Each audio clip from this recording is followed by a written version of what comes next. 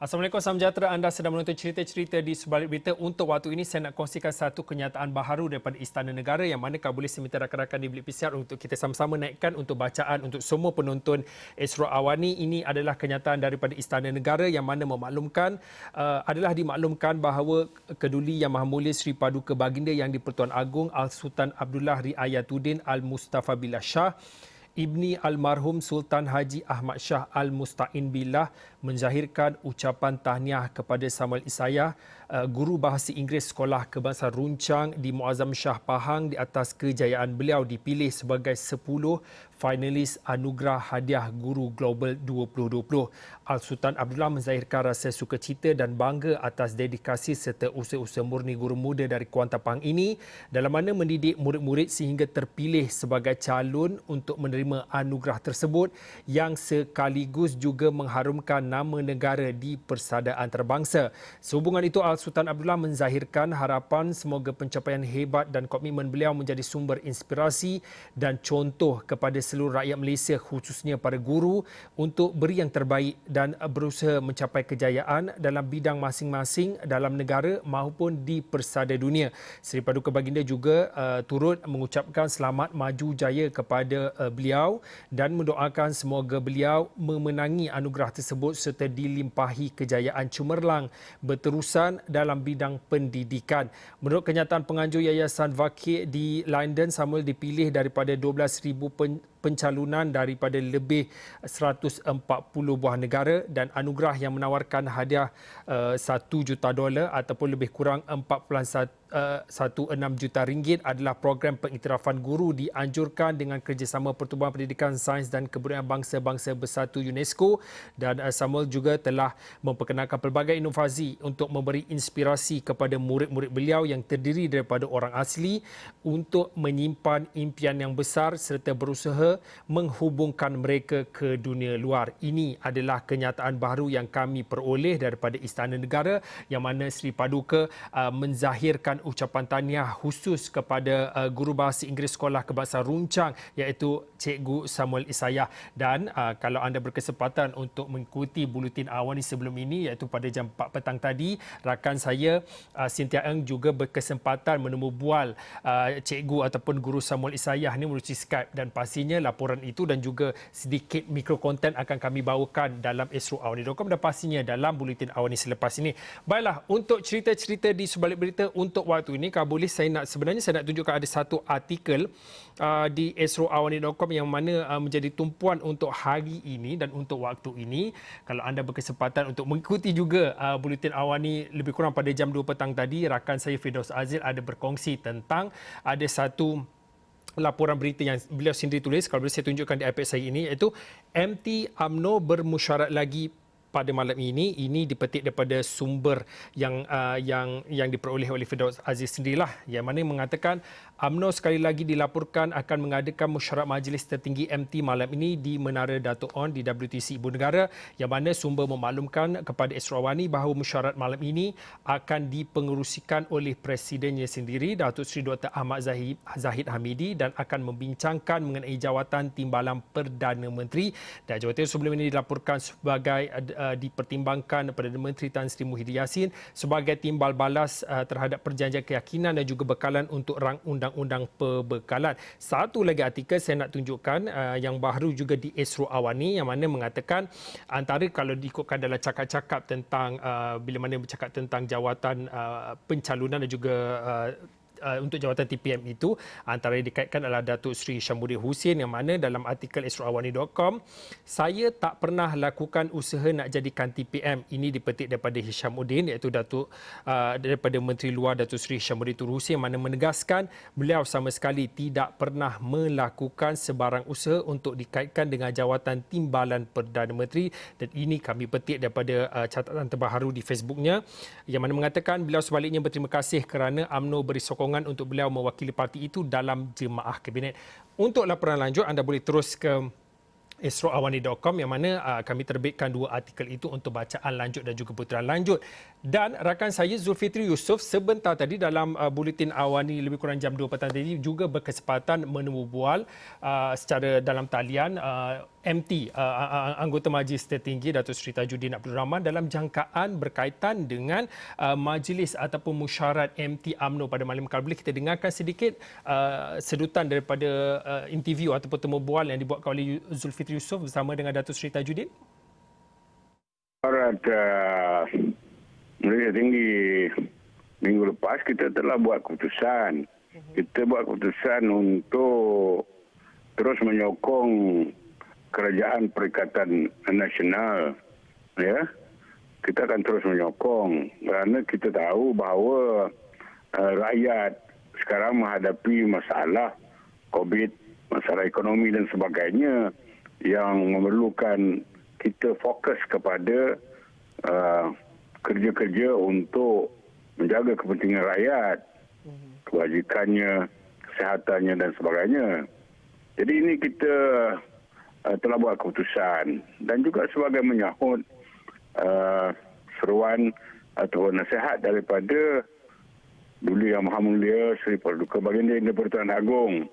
Ya, walaupun kita ada banyak masalah yang kita hadapi, tapi kita orang kata berlapang dada untuk mengutamakan kepentingan rakyat. Jadi dengan sebab itu apa-apa masalah yang lain kita ketepikan. Ya, kita nak beri sokongan kepada kerajaan, kita sama-sama membantu rakyat.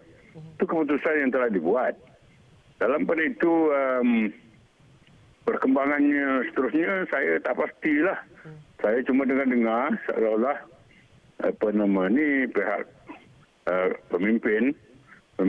kepimpinan kerajaan tidak puas hati dengan pendirian UMNO membuat keputusan ibarat menyokong keputusan Raja-Raja Melayu, ya, menyokong keputusan yang di-Pertuan Agong menolak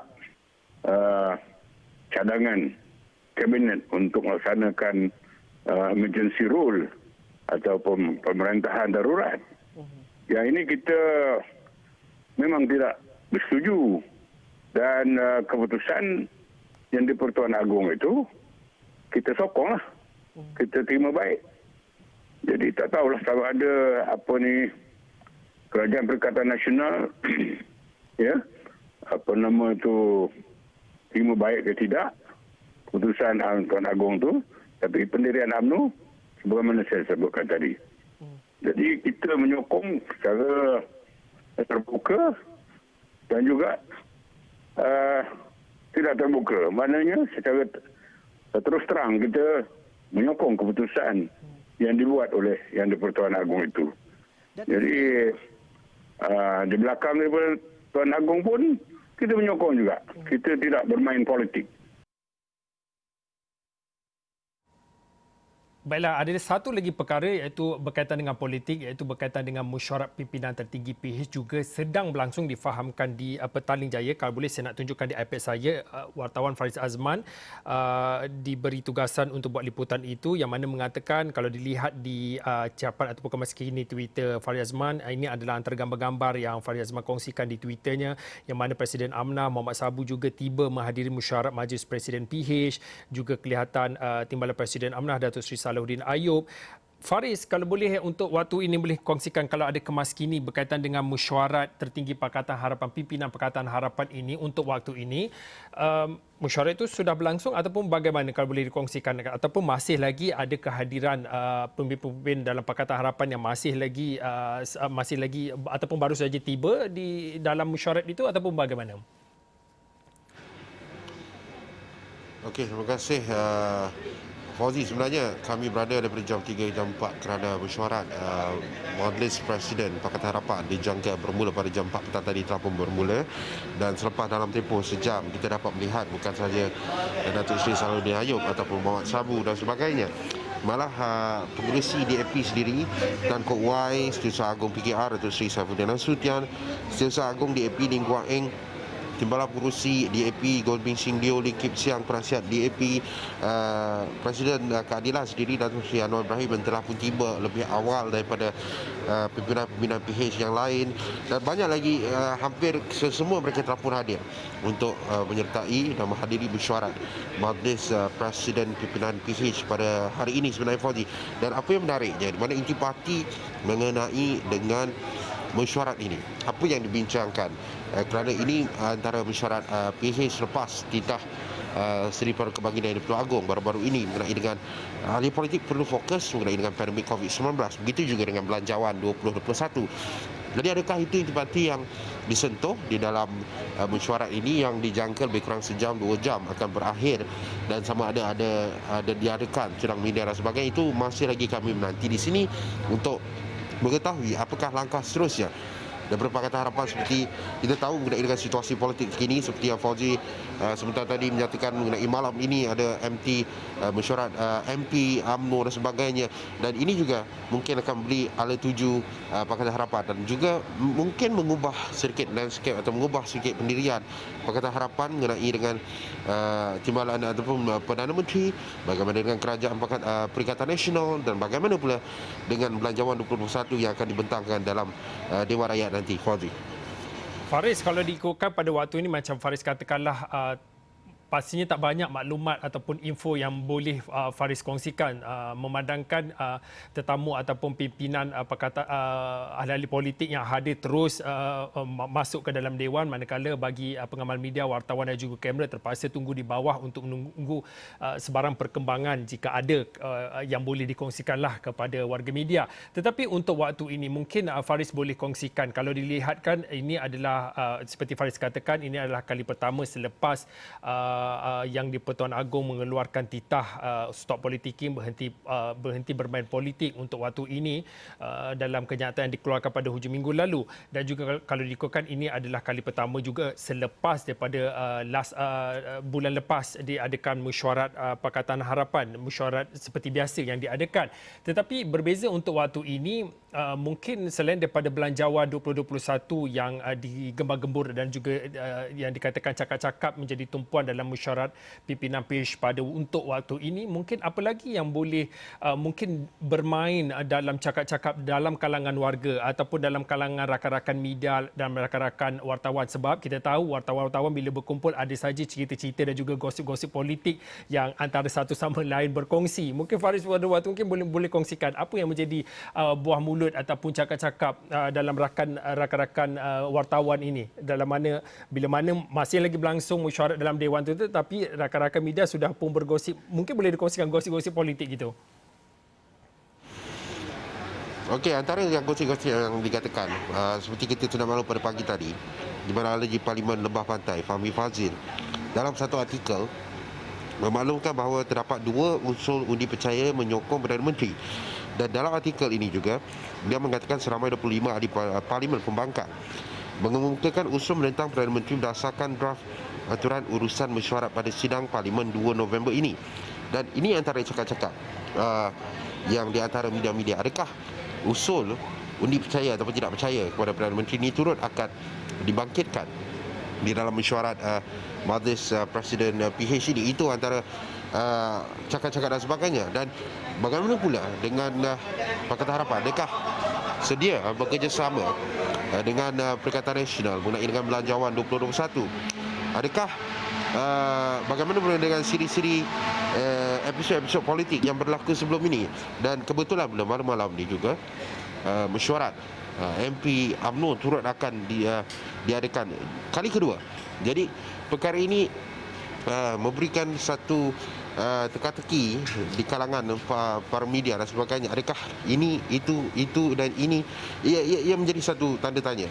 Dan sudah tentu kita ingin melihat bagaimana pendirian Perikatan ataupun Pakatan Harapan ketika ini dalam mesyuarat ini. Adakah ia akan memberi satu signal ataupun satu isyarat yang jelas mengenai dengan titah Seri Paduka Baginda Yang di-Pertuan Agong Sultan Abdullah, dan juga jelas mengenai dengan hala tuju Pakatan Harapan dalam arena politik tanah air mengenai dengan situasi ataupun kemeluk politik yang melanda negara kita ketika ini. Okey, baiklah, terima kasih kepada Faris kerana saya terpaksa melepaskan Faris kerana Faris perlu membuat tugasan dan juga perlu memberikan tumpuan kerana saya pasti ini adalah hari yang agak panjang untuk Faris untuk membuat tugasan untuk hari ini kerana majlis ataupun mesyuarat pimpinan Pakatan Harapan masih lagi berlangsung, tidak tahu bila akan habis dan juga pastinya seperti yang Faris sudah katakan tadi, tidak lagi dapat dipastikan akan ada sidang media ataupun tidak, ataupun hanya kenyataan media saja akan dikeluarkan. Dan pastinya saya pasti Faris juga akan berkongsikan tentang perkembangan mengenai perkara itu khususnya di esroawani.com dan juga Buletin Awani selepas ini. Baiklah, cerita berehat seketika kembali selepas ini.